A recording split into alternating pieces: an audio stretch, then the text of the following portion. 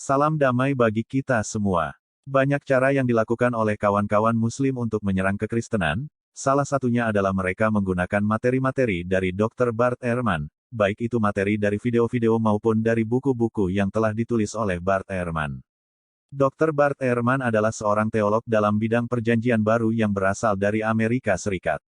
Ehrman telah menulis dan menyunting setidaknya 25 buku, termasuk 3 buku teks perguruan tinggi. Karya Ehrman berfokus pada kritik tekstual perjanjian baru, Yesus dalam sejarah, dan perkembangan gereja perdana. Tetapi yang tidak diketahui oleh kawan-kawan Muslim adalah walaupun Barth Ehrman adalah seorang ateis, tetapi Barth Ehrman tetap mengakui kebenaran fakta historis penyaliban Yesus Kristus, yang mana hal ini sekaligus membantah pernyataan dari dalam Al-Quran bahwa Yesus tidak disalibkan. Selain itu di dalam video ini, kalian akan melihat reaksi Barth Ehrman ketika dirinya ditanyai mengenai, maukah dirinya meneliti Al-Quran. Let's jump right into the topic of this video. We're going to talk about the prominent New Testament scholar who was educated at Princeton under the late, great Dr. Bruce Metzger. His name, of course, Dr. Michael Holmes. Now that was a surprise, wasn't it? Dr. Michael Holmes, just like Dr. Barth Ehrman, went to Princeton where he did his doctoral work under the supervision of Dr. Bruce Metzger.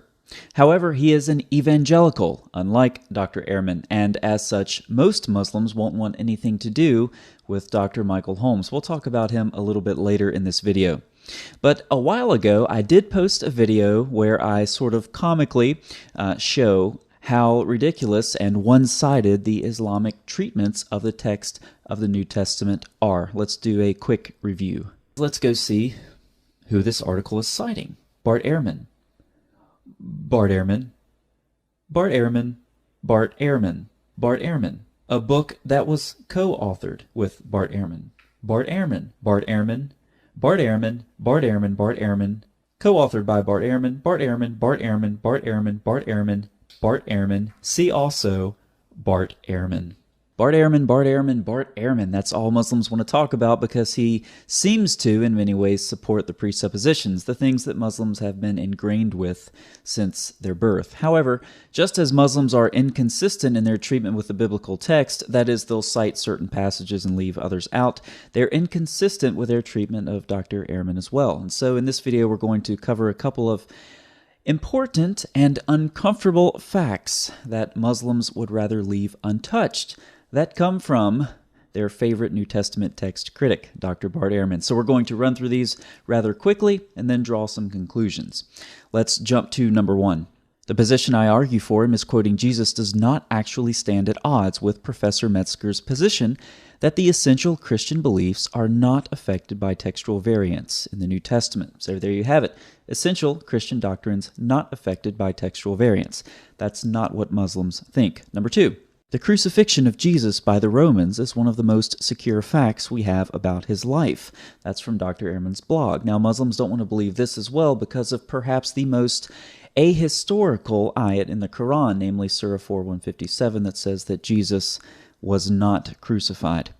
Dr. Ehrman disagrees. Number 3. How about working on the Quran?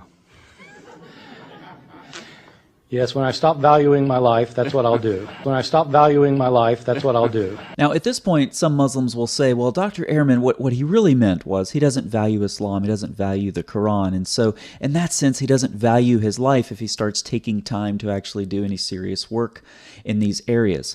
However, due to the fact that there have been numerous death warrants issued against high-profile critics of Islam, there is a more natural understanding of what Ehrman is saying here that is intrinsically more plausible. Let's jump to number 4. When asked about 1 John 5:7, Ehrman replied, because the doctrine of the Trinity isn't based on a single verse. It's not? No. I mean, there aren't any Christian doctrines that are just based on a verse. Christian doctrines are based on looking at the wide range of authorities.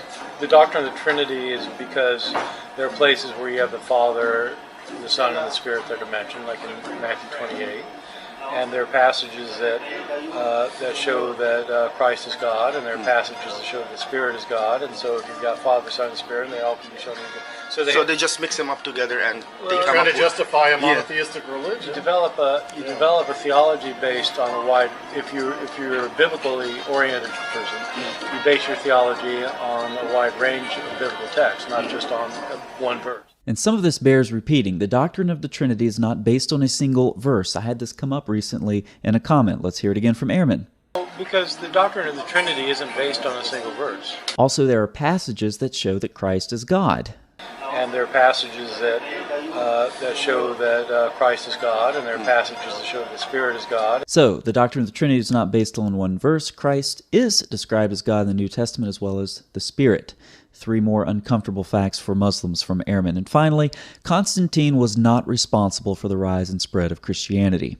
What I try to show, this goes back to what we were saying earlier, I try to show that given the rate of growth that Christianity was experiencing, at the rate of growth it was going, Christianity was going to take over the empire, with or without Constantine. Right. And that if Constantine hadn't converted, then probably one of his successors would have done. Because just growing at this steady rate that they're going, by the time you get enough people, these numbers just start, the whole movement starts avalanching, and it's just going to take over. So I don't think that Constantine is the reason that it took over. So let's do a quick review and summarize. Textual variants do not affect essential Christian beliefs. The crucifixion of Jesus is one of the most secure facts about his life. Ehrman will start working on the Quran when he stops valuing his life. The doctrine of the Trinity isn't based on a single verse. There are passages that show Christ as God, as well as the Spirit. And finally, Constantine was not responsible for the rise and spread of Christianity. So think about this from my perspective. There are 2 types of Muslims generally on my channel. The minority of Muslims will be those who are at least in some sense open to the data, even if it contradicts what they've been taught. There are some Muslims who are open to, at least in some ways, critical and independent thinking. But then there are the other types of Muslims, again, broadly speaking, and this is the majority on my channel, who will simply regurgitate what they've been taught since their birth. And no matter what you say, no matter what you tell them, you get the same response. Okay? So it's like talking to a robot. Now, how much time would you spend talking to a robot? Not very much.